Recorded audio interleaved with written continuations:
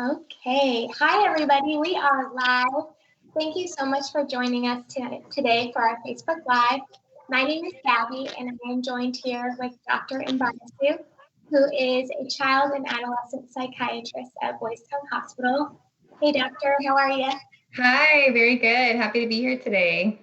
Good. Thank you for joining us. So, the topic of socialization for children during COVID-19 has been a big topic these last 10 months. So, today we have a list of questions that were submitted that we'll go through that touches on all different topics of socialization. So Dr. Mbarsu will provide different tips and tricks and advice on how to continue socializing your child as the pandemic continues. So with that, if you have any questions for Dr. Mbarsu, please feel free to leave them in the comments on this live stream and we can try to get them answered. And make sure you like this video too. Okay, so our first question is, how does socialization influence mental health? And why is this topic so important? Yeah, that's such a good question, and really glad to talk about it. And just to get started, I'd say socialization is one of those topics that the majority of us would have said, a year ago is probably important. But when we have the experience that we've had over the past year where it's been so abruptly taken away from us, I think it's on everybody's mind just how much it impacts our mental health.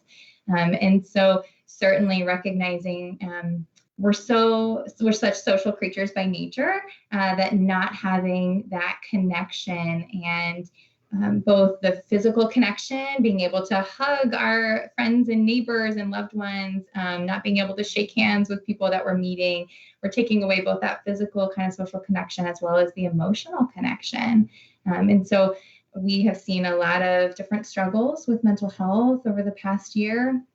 And I won't go too much into that right now because I know we're going to talk about that a little bit more in detail. But yeah, I'm really excited to be able to talk about that and answer some questions about it today. Yes, definitely. So as a child and adolescent psychiatrist, what common issues have you seen during this pandemic as a physician? So we've seen, I'd say, a variety of things. And, if I'm sort of lumping things together, right, like certainly everyone has their own experiences, but in kind of the older kids, the teenagers and adolescents, we've definitely seen more depression and anxiety. I think we've seen struggles with, kids maybe not being able to engage in the activities that they want to engage in, and that leads to some isolation. Spending maybe more time in their rooms, not really wanting to participate in things the way they used to. A lot of kids experiencing more worries than they had before. So, worries both about the pandemic and, their health and their family's health, but also worries about other things like school is totally different now. How am I going to engage, what's going to happen to graduation? What's going to happen with these activities I wanted to do this year? So just a lot of those kinds of worries and anxiety have popped up. I think for some of the younger kids, especially in the beginning, we saw a lot of struggles with behaviors. So we had a lot of families who would talk about, my kid is having more outbursts or tantrums that seems really out of character for them. They would notice that they were having kind of more meltdowns, more like emotional meltdowns at home. It was just so different for everyone and such an abrupt change that I think they had a hard time kind of adjusting. And certainly even in the beginning, when we went to all remote learning and everyone was sort of in chaos, right? Teachers didn't really know what they were doing and the students didn't really know what they were doing. But Gabby, I think the other thing that I have felt was really interesting that we found is issues with sleep has been such a big thing. Kids have historically, when they get up early, they get dressed, they're going to school, they're exerting all this physical energy just to get to school and go about their day, to be able to go from class to class and, talking to their friends, playing on the playground, having gym class, coming home and feeling kind of physically exhausted at the end of the day so that they're ready for sleep. And that's been such a change for kids where, whether they're, young children or, teenagers alike, the ones who are especially doing that full remote learning. It's been nice that that's an option for kids to stay safe from COVID, but also those kids are sort of, maybe only rolling out of bed 5 minutes before class starts. They're not putting forth all the energy to get dressed and maybe even do their makeup or put on nice clothes. They're sleeping in way later because of that. They're not exerting the same kind of physical energy. Some of them even just staying in their bed to do their schoolwork. And so that at the end of the day, they're really mentally exhausted because they've done all this school all day, but they're just not physically exhausted. And it's making it really hard for them to sleep. And that really throws a lot of things off when you're not sleeping well. So that's been something I didn't necessarily anticipate at first. Right. So what advice do you offer parents who come in and say, my child's routine is just totally derailed and has been for months and months? How can I motivate them to get back on track? Because I'm sure you have quite a few families who, when remote learning started in March, okay, we're still going to do breakfast at 7 and we're going to be online, 30 minutes before class to have my notebook ready and everything like that. Yeah. And I'm sure, as the months have gone on, that has kind of gotten a little more lax. So what is your advice? Yeah, I think you're right. Like there definitely, I'd say it was in the beginning, I would talk to families who, maybe said, listen, everything's sort of in chaos. Let's just like take it easy and not stay on that schedule. And some families who, have tried to stay on schedules. And what we find usually is working with your kid and saying, listen, we've got to get on some sort of schedule, but working with them to say, what kind of schedule can we come up with together so that they will stay motivated? And maybe for some kids who really love outdoor physical activity, it's like rewarding them with like, okay, you do these 2 classes and then you can go spend 20 minutes outside. Or for some kids, it's like, it's the video games or other things that are going to be more rewarding. And so, kind of setting up a schedule and then having those reward breaks built in, whether it's, some kids have the opportunity to do this or not during the middle of the day, but it might be right after school. But really working with your kids, because obviously this will look very different if they're in 1st or 2nd grade versus, 11th or 12th grade. But working with them and finding like what is motivating them and how can I use that to help keep them on track. And trying to stick to a specific schedule. Hey, it might not make a lot of sense that you have to wake up at 7 a.m, but we're going to do it anyway because that's going to be really good for you. And really trying to stay on that kind of schedule. Yeah, definitely. We did have somebody submit a question who said, my daughter, since, the beginning of school in March, whether it's e-learning now, a lot of schools are back in school, but this question applies to both. So my daughter's grades and motivation in general has dropped significantly. And I know we were just talking about motivation. And every kid, like you said, has a different thing that gets them motivated. But this mom wrote that she doesn't even want to leave to go on a family walk because of the way that she's kind of just nuts. So do you have any advice on kind of getting her back in and seeing the light at the end of this COVID time? Yeah, so it's a little bit of a hard question because this whole topic is about mental health, right? And how our socialization is impacting mental health. And I would say that it is important to be thinking about, could there be something more than just low motivation going on? Is there an element of depression or anxiety that's keeping this particular person from, or, kind of the people in general who are experiencing this from wanting to participate? Is this somebody who really used to love going on family walks and this is different for them? Is this somebody, as a parent, you're kind of looking for things like, is my kid seem much more withdrawn? Are they spending a lot of time in their room? They just don't want to engage like they used to. Have they been more tearful and sad or down? And you're really worried, potentially could this be depression? And that's when I would say, kind of thinking about, is it more than just sort of this low motivation? And boy, it's really hard with COVID, right? And it's always appropriate to reach out to your provider and say, hey, can we just talk about this a little bit more and have another set of eyes with your child to determine whether or not that there might be something more going on. But if it doesn't seem like that, if it seems like, oh, they just like won't do things, right?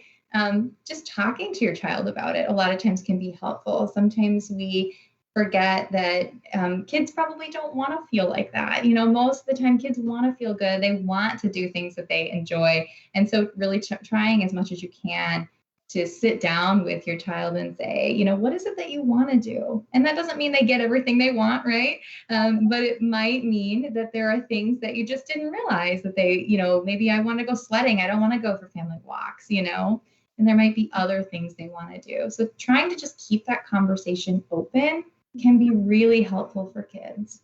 Yeah, definitely. That was one of the questions that was submitted was, what signs should I be looking for if I suspect that my child is feeling, anxious, depressed, lonely, isolated, any of those symptoms. So with that too, streamlining communication is always great. And it's important to know also the voicemail has a national hotline that is a super great resource, especially for this. So maybe if your child is not super open to talking to you at the time, providing them with that resource is a great idea. So we'll type this into the comments section too, so you guys can save it. But their phone number is 1-800-448-3000, or they can text voice to 20121, and they can speak to a certified counselor that way. So whether it's you're talking to them, your physician, or a counselor, there are definitely a few avenues to appreciate that. So the next question is, with so few social interactions in groups the last 2 months, how can I ensure my child isn't falling behind on learning and practicing social skills? Yeah, that's a really tough spot that everybody's in, right? So we want to make sure that our kids are, getting obviously like their scholastic development, their cognitive development, but also their social and emotional development. And so, certainly when I think about this with families, I think, first of all, we have to be a little bit flexible. So we're going to remember that there's all kinds of different social development. And one of those is actually this world we live in. Like we can see now, we have all this technology available.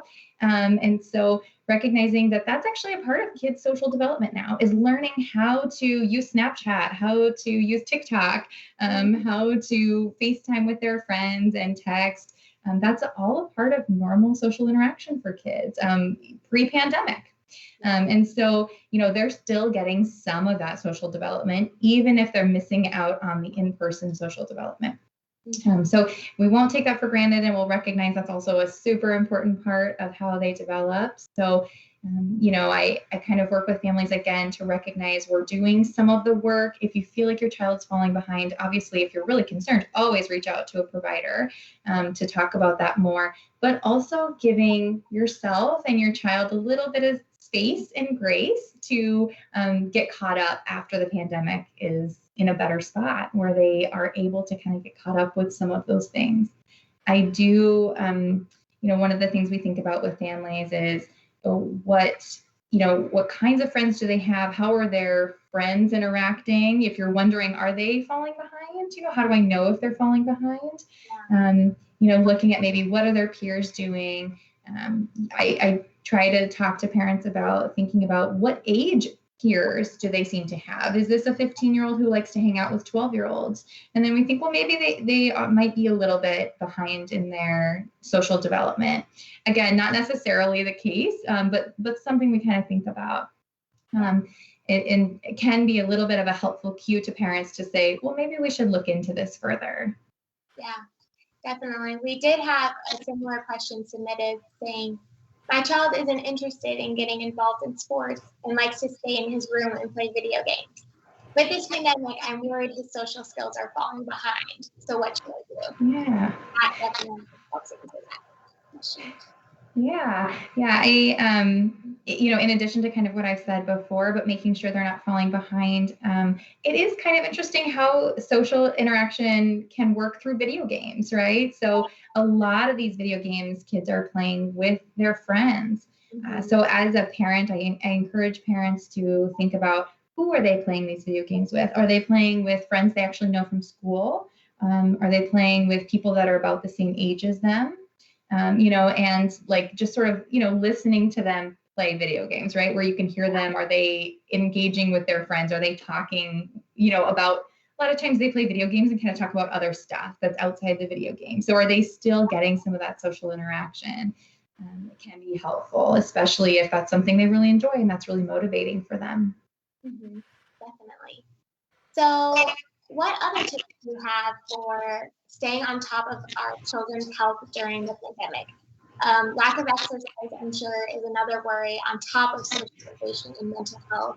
So how do these three areas kind of tie in together? It's definitely, clear in the mental health world that physical activity plays a role in your mental health. And so you're right, they're definitely all connected. I think for a lot of families, we do encourage them to try as much as possible to work exercise into the daily schedule.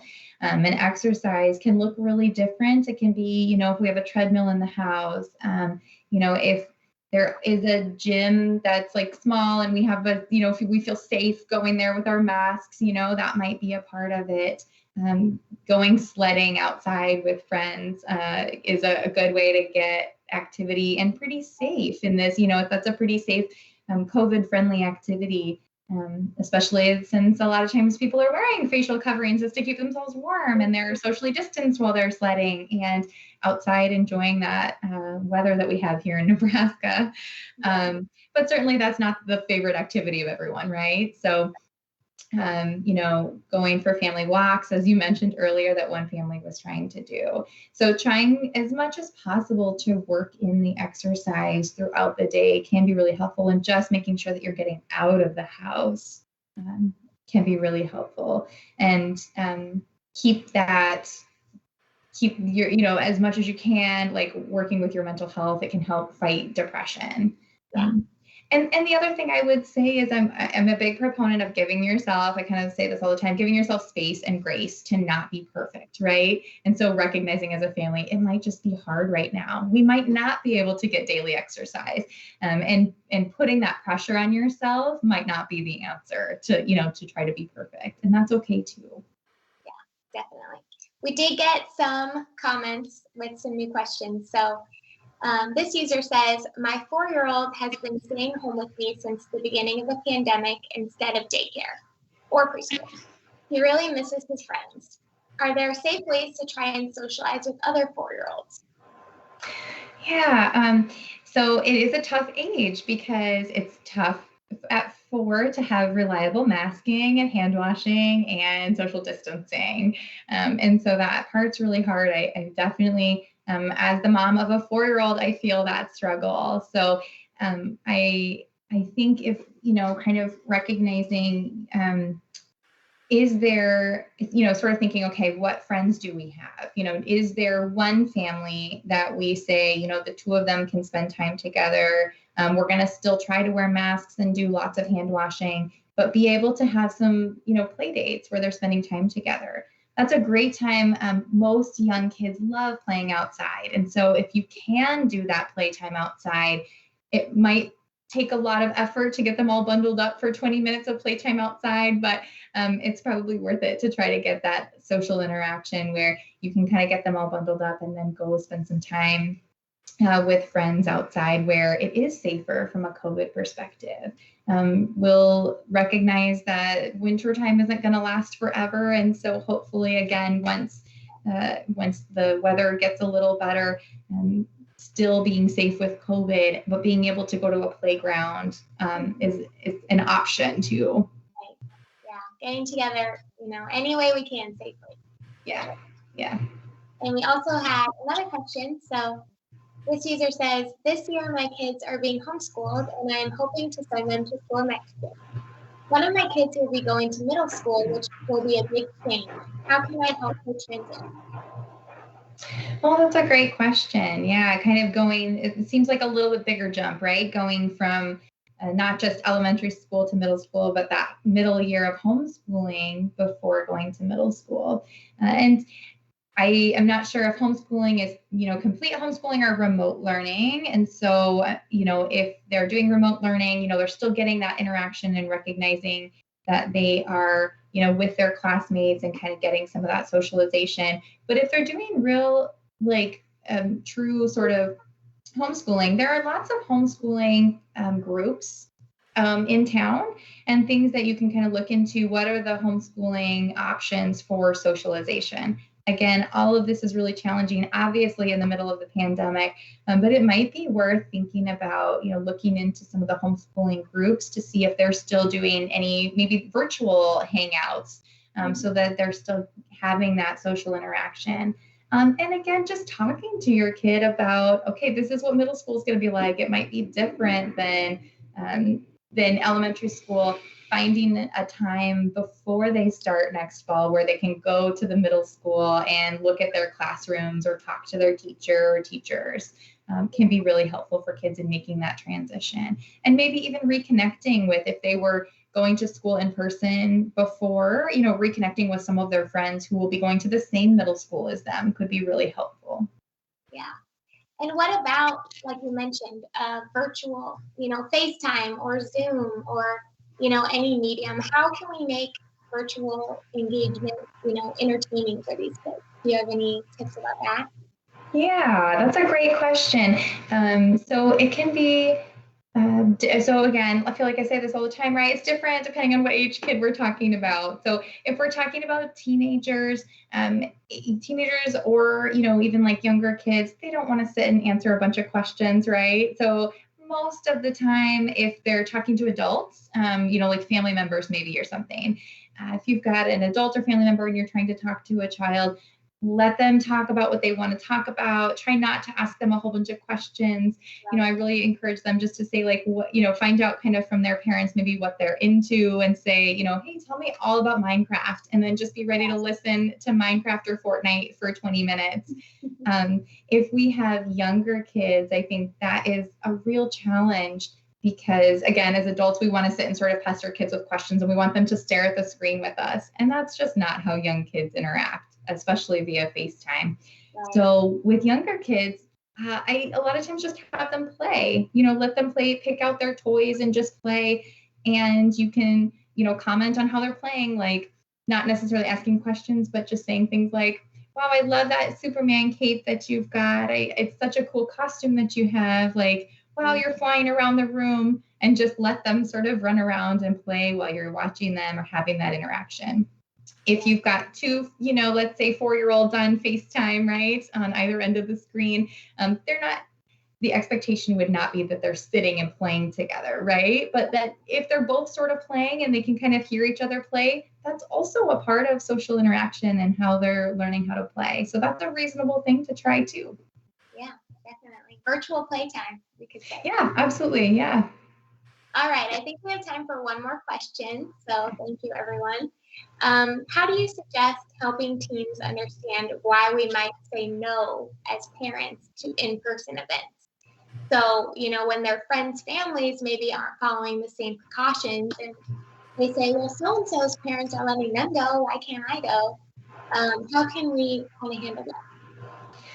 Yeah, that's probably one of the hardest things as a parent is to say, yeah, I know that your friend's parents are letting you do this, but we're not going to.